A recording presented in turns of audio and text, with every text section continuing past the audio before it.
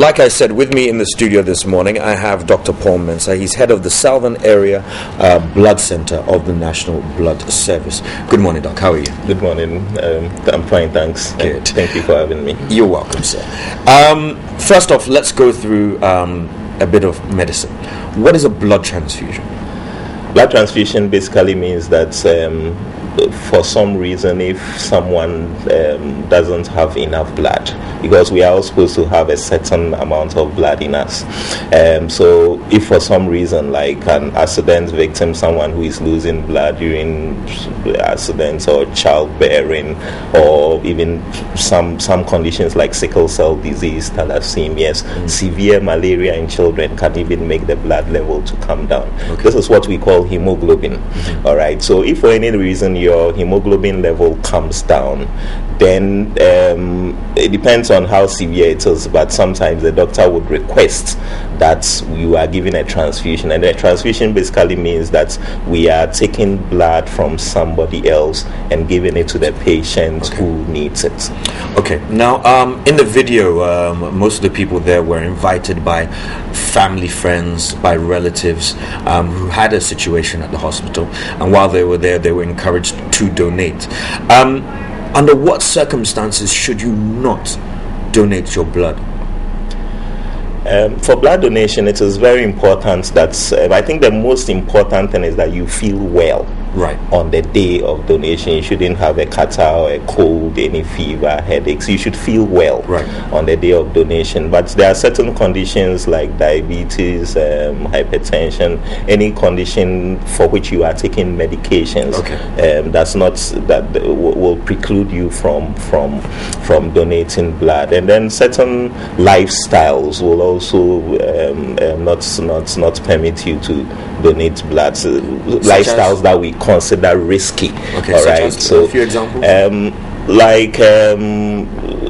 Having sex with people who are not your regular partners, prostitutes, and drug addicts, and so on, because those people tend to have a higher rate of infections, and we don't want to depend on the laboratory testing alone for such infections. Definitely, if you have things like hepatitis, and you've been diagnosed of hepatitis before, or even HIV, then you cannot donate blood. Okay. Now, there are some people who believe that they shouldn't give blood on the basis of their size and their stature. Bridget even mentioned earlier, when we mentioned to her, that is it because I'm big that you think I should give blood? When we were doing the intro this morning, Nana was saying there was one young lady who was tiny. She said, "Why should I even give blood? Look at me." Is there any correlation between one size and donation of blood? There is a correlation between the weight of a person and the amount of the volume of blood that person has. So we say that we recommend, our policy says that for blood donation you should weigh at least 50 kilograms. I'll give you an interesting story that happened at Accra Mall. We go to Accra Mall every last Saturday of the month, and there was this lady who came and she really wanted to donate blood, but when we checked her weight, I think she was 49.5, and she says, no, just wait for me, I'll be back. And then she goes 2 hours back, comes back 2 hours later, and she's actually 50.5. So we asked her, what did you do? And she said, I just went to have a very good meal, But the thing is that if you really want to donate, for me, that story tells me that there are people who genuinely want to help, and we appreciate it very much. Also, within the video, Nanekia was showing some of the refreshments that they are given when they go and give their blood donations. What's the reason behind that? It's actually physiological. It's most people see it as a refreshment. What we are actually trying to do, because one of the post-donation advice we give is that you drink a lot of fluids for that day. So we actually start off the process right after donation with a cup of juice or a cocoa drink. But you are also supposed to continue drinking a lot of water or any other fluid, not alcohol. Not alcohol, at least for the next 24 hours. Just to replace the fluids that you may have lost. Exactly. And I need to let me just clarify. When you donate blood, there are two things that you lose. You lose volume, and that is what we are trying to correct with the liberal fluids that you are supposed to drink on that. Yeah, that is corrected within 24 hours. The other thing you lose is the quality of the blood. Let me say, I mean, if your blood level, say, was 13.5 or 14, and you donate a unit of blood, which is really 450 mils of blood, it would come down to, so if you started from 14, it will come down to 13. Okay. All right. And you really don't need to be on any special diets to build that up again to 14. That's why we say that blood donors should come in every 4 months, because we give ample time for the body to, and within 3 weeks, your blood would have built. Okay, now you mentioned a measurement there, 450. Is that 450 mils. Yes, that's mils. like a sachet of water. This is 750 mils. By the way, thank you to Voltic, our sponsors for the show. So this is 750 mil bottle. So we're probably looking roughly just underneath half. Yes. Yeah? Yes. Really, about a sachet of water. Okay. All right. Now, what's the importance of giving somebody the right blood type? Because obviously we're all different people. We all have different genetics. I assume that it is somewhat like a car. You can't put diesel in a petrol engine. You're very right. All of us have different blood groups. So basically there are 4 main blood groups, so what we call the ABO blood group system. And then there's also the RH blood group system. So the ABO, you can either be AB, or O. Oh, right. Let me say that again. You can be blood group A, blood group B, blood group O, or blood group AB. Now, the other system is either positive or negative. So for each of these O, A, A, B, and you can have positive or negative. Okay. And it is important. So what actually happens is that when a person donates blood, we check the donor's blood group, and then we reserve it in the fridge. When a patient needs blood, we also check his or her blood group. And then so if we find out that the patient is, say, AB negative, we go into the blood bank fridge and we take an AB negative blood group, and then we do what is called a cross match. Really, that step is just a confirmatory test that the blood actually is compatible. Okay. Because if you transfuse blood that is not compatible with the patient, it can lead to very severe consequences, including death. Wow. So we need to be very careful when we are transfusing. Now, is that the main reason why they ask family members and relatives to donate blood? Because they might have the right match? Not at all. The reason why we are operating this what we call a replacement system is really to make sure that we keep on having enough blood in the blood bank.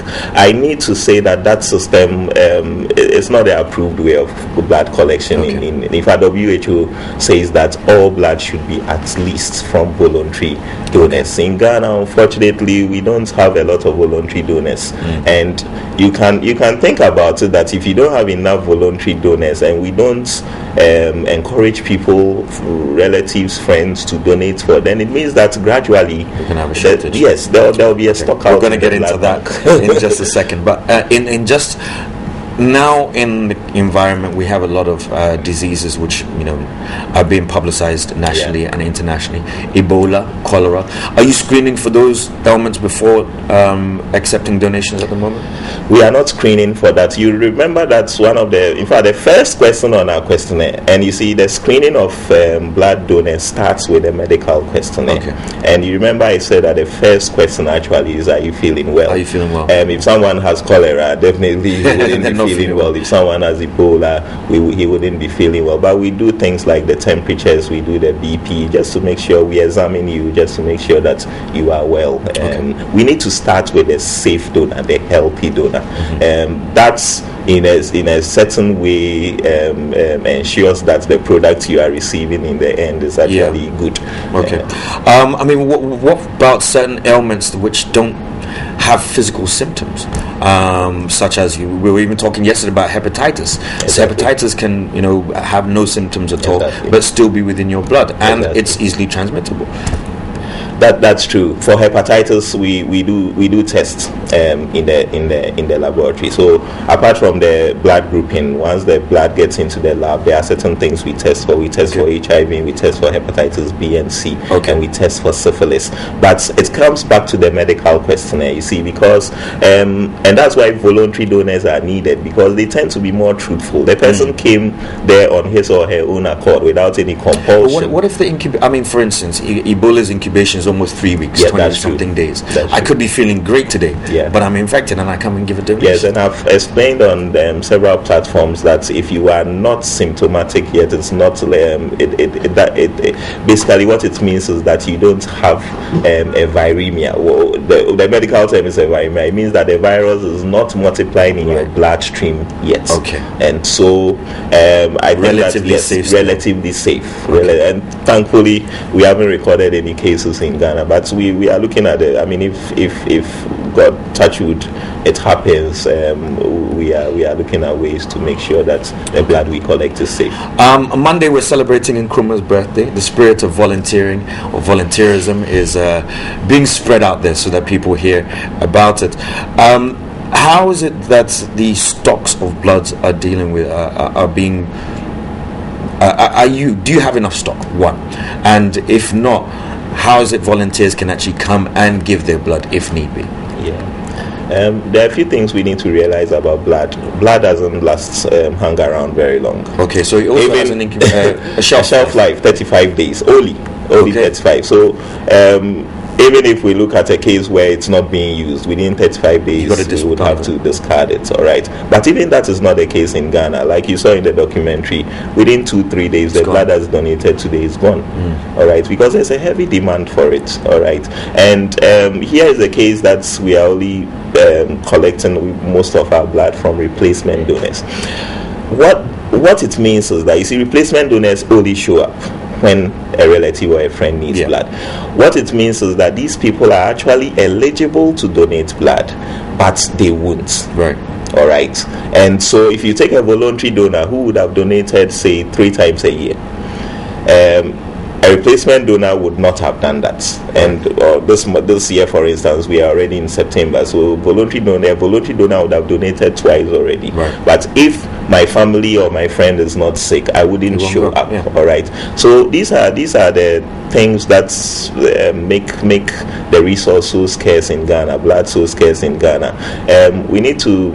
And I'm happy you mentioned the National Volunteers Day, because I really think that as Ghanaians, this is a national assignment. I keep saying that any one of us may need blood at any one time, and every day I get calls saying that, please, my relative needs blood. So we shouldn't think that it can never happen to us, or it can never happen to our dear ones. We all have sisters, we all have mothers, we all have children. You may have a father. You sit in a car and come to work. These are the reasons why people may need a blood transfusion. So we should all commit ourselves to doing it regularly, even if we get 250,000 people, which is what we need. The number of units we need a year. We get that number of people donating even once a year. It helps. We'll have a lot of blood. Okay, so how can we donate? Where are the places that we can donate? Can anyone just go to any hospital and donate? Yes, really, every regional hospital, Ridge, Tema, Kolebu, and across the country. We are trying to make it more accessible. That's why we go to Accra Mall every last Saturday of the month.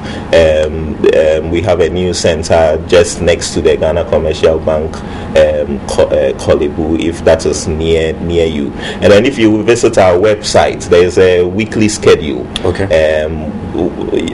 Most of the voluntary blood collection comes from schools, churches, corporate groups, and so on. So if you visit the website, you see a schedule there, and if any of them is close to you, you could just join them to donate, and we would really appreciate it. All right. Now, we have a culture where a lot of self-medication is happening. A lot of herbal remedies are out and about there. Obviously, we don't know the full-blown contents of these things. If we're ingesting these kind of stuff, should we also be giving blood at the same time? You mean if somebody's taking? I mean, for instance, if I'm taking a herbal remedy on a daily basis, meant to help me with my appetite and so on, is that still something that I should actively go and donate blood, knowing full well that I'm taking this? Well, if you are taking it for some illness, then because let's go back to what I said, you need to feel well on the day. All right. So if say you are taking a blood tonic, but your blood level is fine, or you are taking something to improve your appetite, to build up.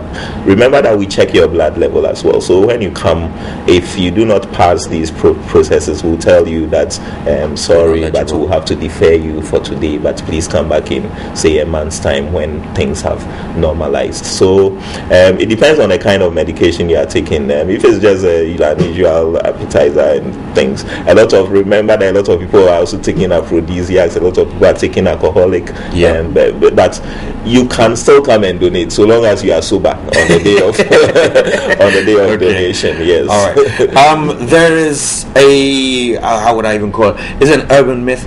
There's a myth out there that once you've taken blood from somebody else, you end up taking on certain characteristics or traits of the person of the blood you're actually taken into. Is that true? Is there any medical backing to that? No scientific proof whatsoever. I've heard it several times myself. So if my cousin is a complete drunkard and let's just say I need his blood at this point in time, he's sober enough to donate and I've taken in his blood, I'm not going to turn into a drunkard. Not at all. In fact, you'll be happy that he saved your life. But not at all. You can't take on the traits of the person. Some people worry about witchcraft and the person may be a thief, and you cannot take on those traits. What are some of the other shall we say more interesting stories that you've heard about blood transfusions? I've heard that a transfusion can make you impotent, sexually weak. Oh wow! But again, that's not true. I think that most people fear the needle. The needle. Okay. Yes, that's one reason that comes up often. But it's interesting again to know that usually when you encourage them to do it and then you find out, so how did you find the experience, especially the parts that you were afraid of? They said that it wasn't so bad at all. I mean, it's just and there are professional nurses who've done this several times, well trained, and most of the time they get your vein in one smooth prick. Hardly do we jab people 2 times or 3 times, because remember that even having when the donor experiences too many needle pricks, he's not going to come back. That's another so we are very quite we work on that aspect very well. So it actually feeds into another question about bedside manner of some of the nurses. We find that when it comes to injections or even taking blood, men also have phobias and don't like certain things, and you find that they become somewhat harsh towards these people. Is that always the case, or generally the nurses have taken upon themselves to be a lot nicer when it comes to these things? Every you need to remember that health staff also have their own attitudes, and but we try and inculcate because really blood donation is a customer care. It's a marketing thing. It's really not scientific. It's pure marketing, and we try and inculcate professionalism and good customer care, because donors will only return if they feel that they are appreciated, and that is one of the most important things. The experience that they have at the donation center is one of the things they carry away with them. If they are wrongly treated, they are not going to come back, and worse, they will tell others that it's not worth it. All right, I want to say a big thank you for coming in this morning and discussing with us. This has been Dr. Paul Mensah. He's the head of the Southern Area Blood Center and National Blood Service.